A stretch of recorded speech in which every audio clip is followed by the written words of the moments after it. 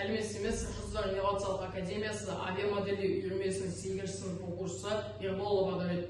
Менің бүгінгі жобам бұл планер ұшақтары. Планер жалпы екіге бөлінеді: қозғалтқышты және қозғалтқышсыз планер. Алдарыңызда тұрған бұл сары планер қозғалтқышты планер болып есептеледі. Өйткені бұның өзінің арнайы мотор арқылы ұшырылады және алдында тұрған қара вентиляторлар арқылы ұшырылады. Бұл планерді біз осы пульт арқылы басқару қарастырылады. Ал алдарыңызда тұрған бұл көк планерге келетін болсақ, ол қолдан ұшады, бұның қозғалтқышсыз болып есептеледі.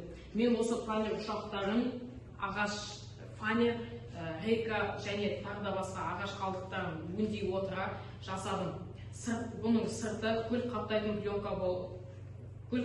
пленка. Планер ұшақтары жалпы аэродинамикалық құрылымымен ғана емес, әскери мақсатта қолданылуымен де ерекшеленеді. Оның жеңіл әрі тиімді конструкциясы адам және жабдықтар тасымалдауға өте тиімді. Тарихта бұндай планер ұшақтары адам және жабдықтарды тасымалдауға қолданылған, яғни айтатын болсақ, алдында келе жатқан ұшақтан белгілі бір аймаққа келгенде ажырату арқылы сол аймаққа қонады. Сол қарсыластардың аймағын басып алу үшін тосын шабуыл жасауға мүмкіндік берген. Планердің тағы бір ерекшелігіне келетін болсақ, ол отынсыз ұзақ уақыт ұшу қабілеті, дыбыссыздық және радарға түспеуі. Ол ауа ағындарын тиімді пайдалану арқылы ауада қалықтап ұшады. Мен өз планер ұшақтарыма қосқан бір жүйем, ол зымыран кешендері. Зымыран кешендеріне келетін болсақ, ол орта және алыс қашықтықтағы нысаналарды дәл тигізу үшін жасалынған.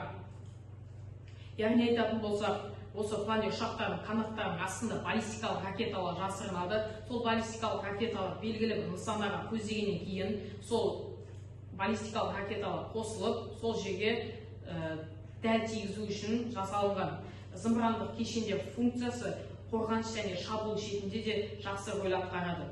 Мен тағы бір қосқан бұл функция радиолокациялық бақылау жүйесі. Радиолокациялық бақылау дегеніміз дрон, ракета және басқа да әуе нысандарын бақылау арқылы оларға бақылау, барлау жүргізуге мүмкіндік береді. Оған келетін болсақ, ол арнайы әуе нысандарын сканерлеу арқылы олардың ақпараттарын бізге жеткізеді.